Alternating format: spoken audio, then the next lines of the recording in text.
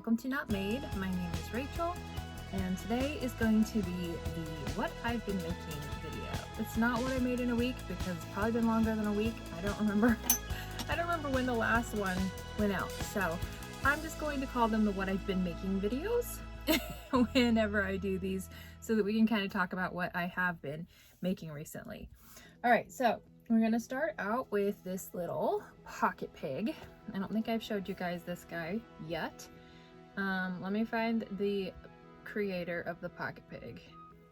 So this pattern was from Yarn Society. It's a no-sew pattern. Well, almost no-sew. You actually do sew the little nose on, so that's its own little thing. But the tail, the little curly tail, do the ears. Let me look real quick, because now I'm not remembering. This was a while back. Yes. Okay, so the ears are crocheted in, and of course the little bobble feet and the tail. So the only thing that you do sew is the little snout, and that's super simple. This guy I just think is super cute, and I have potentially the opportunity of putting some of my makes in a little farm store. I don't remember if I mentioned that or not. And so I've been looking for little farm flavored patterns that I can make to do that. So I will be probably making more of these after my next little market, which is a very small event that's happening next weekend. So I'm taking everything with me, and then I will start focusing on building up a slight inventory that I can add to the little farm store stand. So we'll see how that goes. I don't really know. It's the first time I've tried to do something like that, but Pocket Pig will definitely be one of those. Again, that pattern is by Yarn Society. And then another pattern along those same lines was this little cow. Kind of similar flavor as far as like the feet placement and stuff. This cow was by Crochet, and when I was making the head, I was just amazed at how it came together with the little snout and everything else. But then as I finished it, I was like, this looks weird. It doesn't look the same as the picture on the pattern. I like the little tail.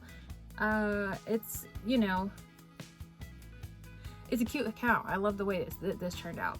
This is also going to be a potential yarn store make, but I was so confused. So I went back to the pattern again because I was going to make another one. I haven't made it yet.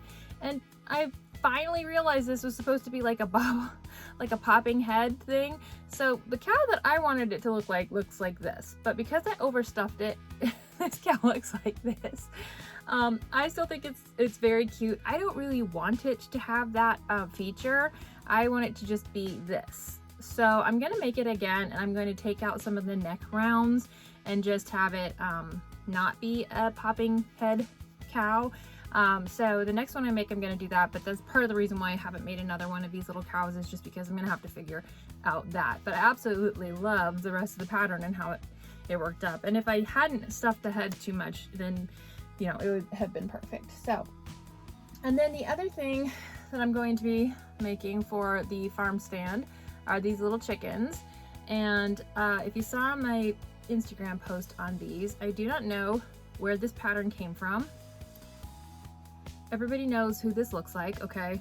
Basically, everybody has created their own version of what is essentially the Mabel chicken, and I don't even know who wrote that original pattern, Mabel chicken.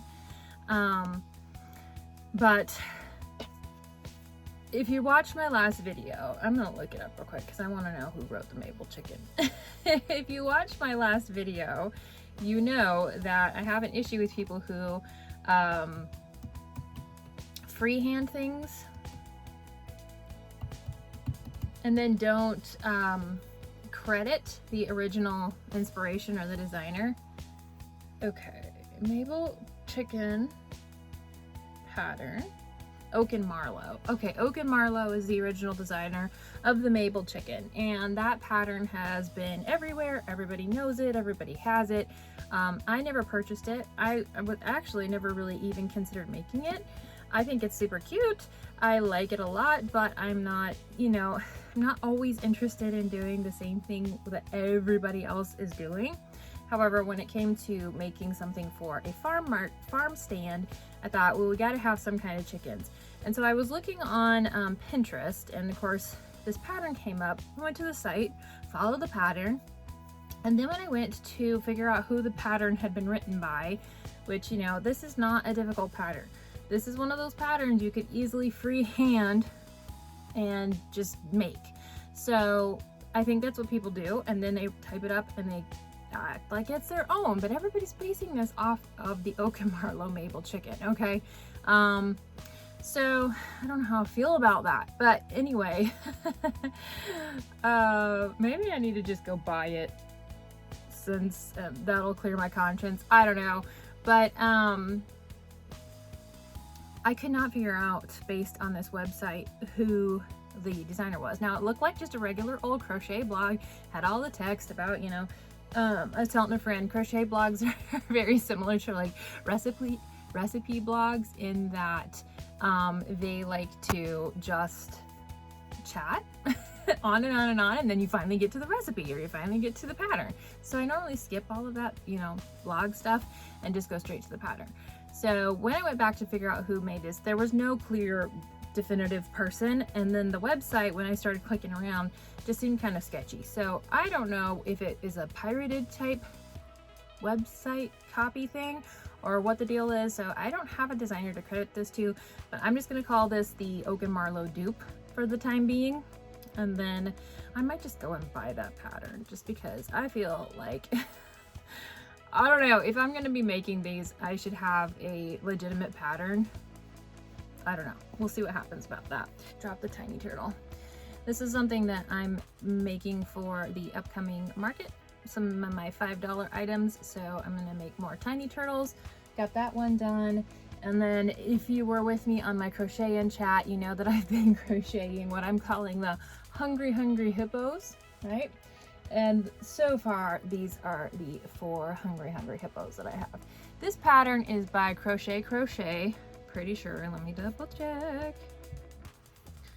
Yes, I believe it was a collab, but that's it was her page that I saw this on, so I'm just going to credit her for that. I love these guys. She does not call them hungry hippos. That's just me.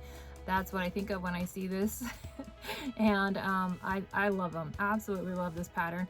I do have to tweak it a little bit, because I can never get the bobbles on the bottom to line up with the nostrils and the ears, going based off the pattern stitch count. And that again is just like a tension thing probably for me, but it was consistently the same on all of mine. So I may just have to drop myself a little note that it's, you know, 11 stitches instead of 13 or whatever it is, you know, to do those. But these guys are just, they are so much fun to make, and I love the way that they look. All right, so I got 4 of those. I got to pattern test a couple of things over the past month. The first was this dumpster fire, this emotional support dumpster fire.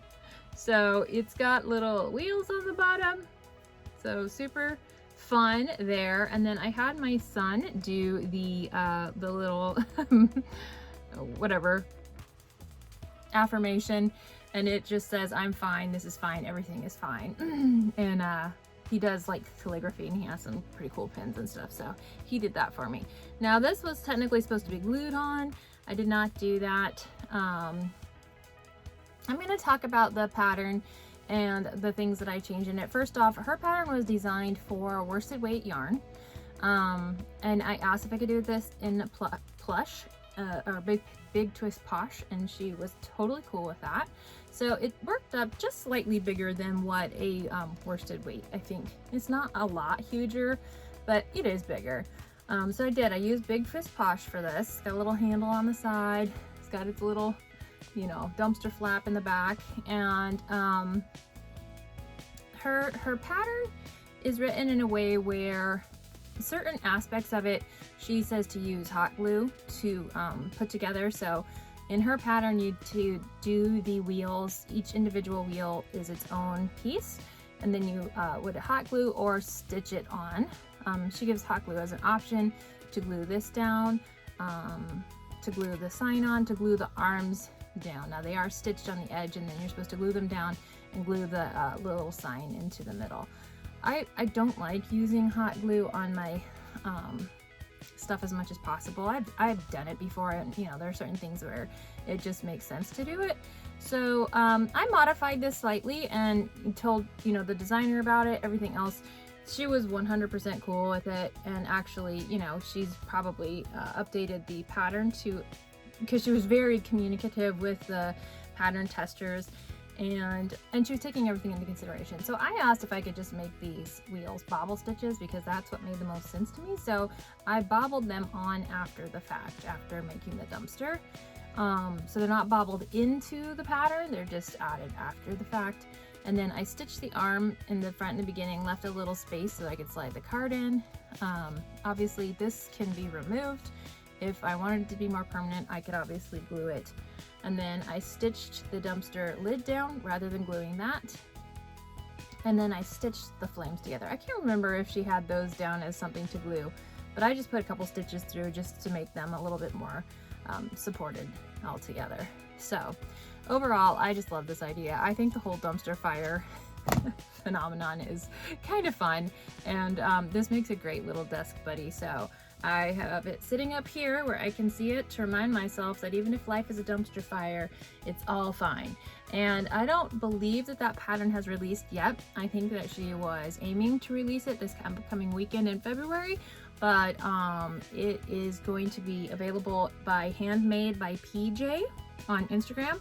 So definitely check her out and look at all of the different dumpster fires and just kind of enjoy that. And if you're looking for a dumpster fire pattern, you can get that one soon.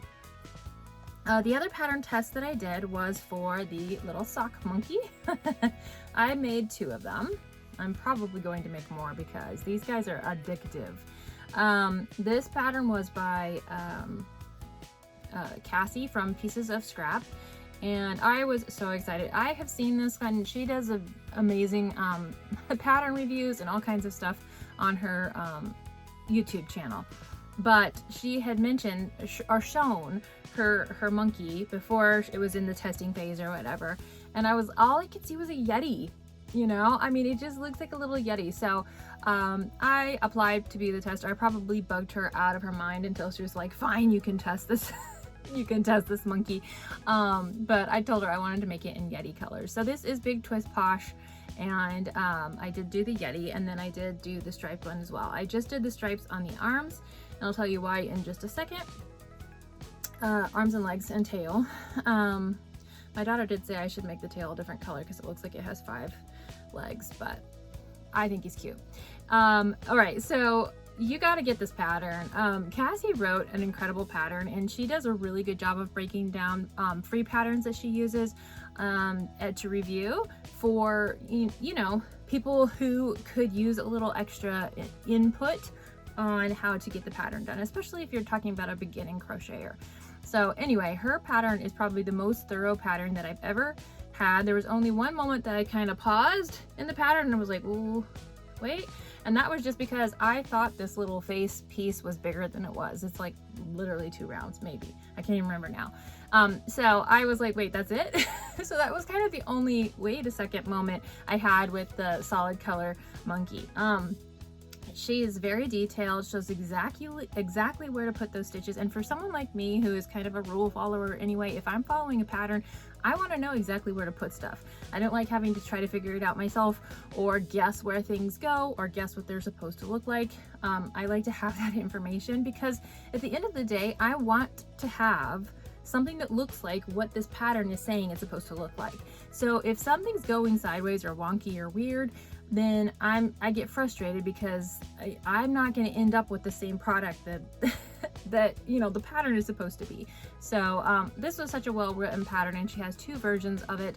One's a little more basic, that's printable, so it doesn't have as many photos or instructions, but it's also very easy to follow. That's what I followed for the second monkey, just to make sure that they both worked up really well. But that was just such a great pattern, and I enjoyed making this guy, so I'm definitely going to be making more of this sock monkey. Now, the only thing with this one is, and here's the thing about crochet too, is it's such a personalized art, you know, because every person's tension is going to be different. Everybody holds their yarn different. Everybody does something slightly different.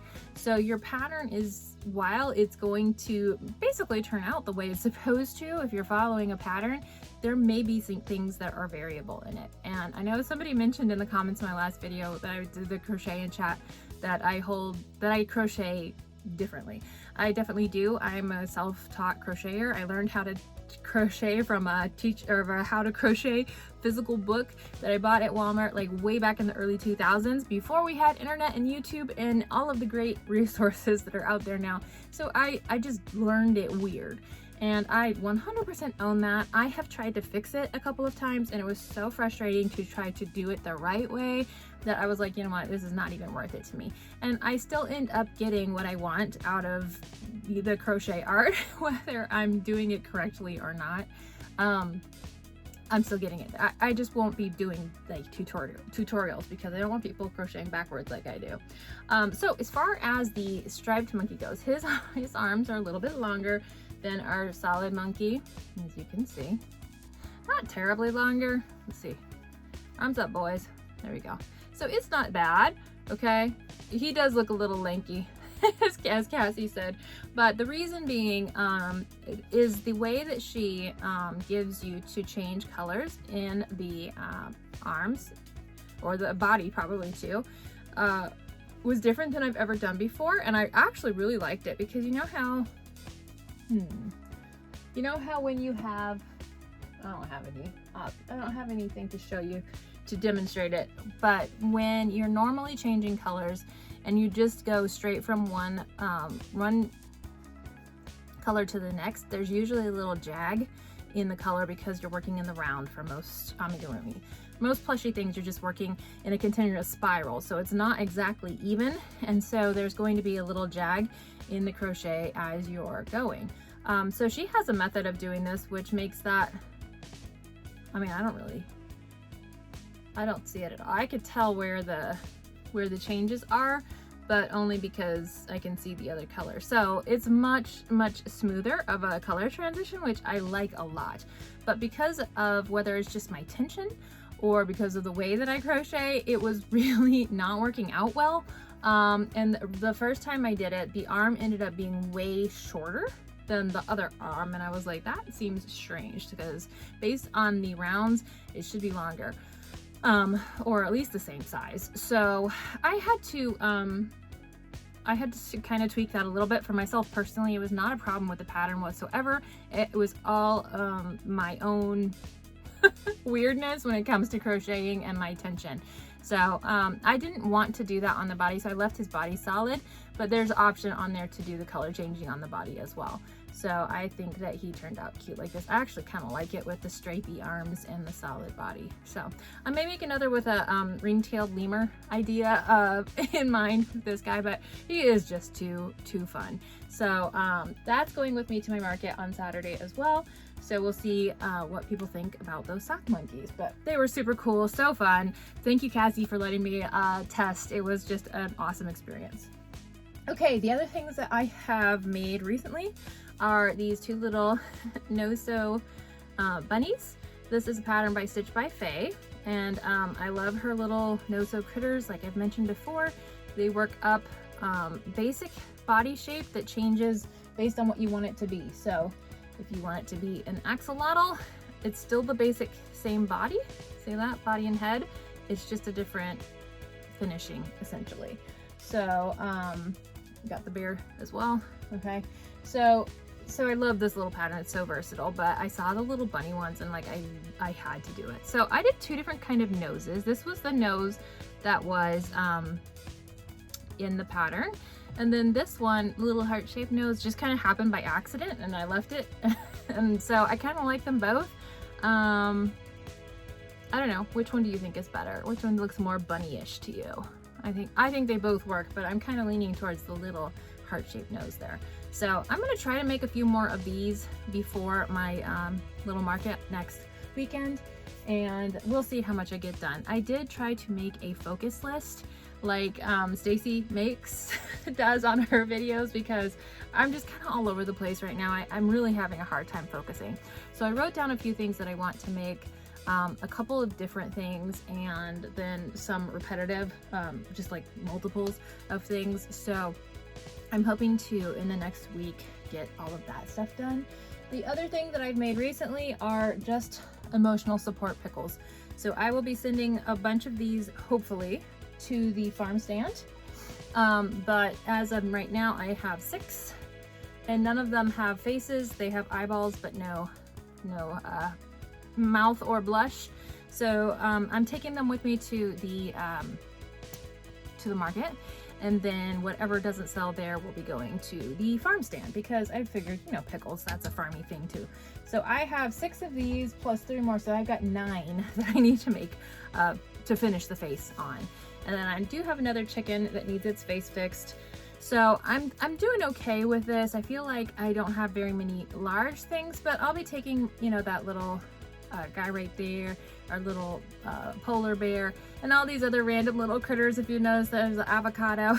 Some things that I made for the advent calendar, they're just kind of hanging out in the yarn. They'll all go with me as well, but for most of my bigger items I sold over Christmas, and or, you know, at that Christmas market, and I haven't had the time to just replenish the larger things. But I feel like I only need a few things that are in that range. Anyhow, most people are gonna go for the smaller items that are gonna be less expensive. So I'm focusing on that right now. But there's a couple new patterns that I want to try. So I'm hoping to make those over this weekend. And then next week is just gonna be about getting through the week first off, and then doing the multiples of things. So like the little things for my $5 bin, these kind of guys, the turtles, the little bears, the little bunnies, those are all gonna be in the $5 bin. The axolotls, of course, and then I just have a few things that'll probably be $10, and then a bunch between 10 and 15 and 18 and 20. So I've just got to figure out what to price things at and start working on my focus list. But that is what I've been up to. I wanted to update you guys, show you the stuff I've been working on. I'd love to hear what you're working on in the comments, and if you're working on anything during my long and rambly video, share with me what you were crocheting. So I will talk to you guys later, and I hope you have a fantastic weekend and a wonderful week. Bye.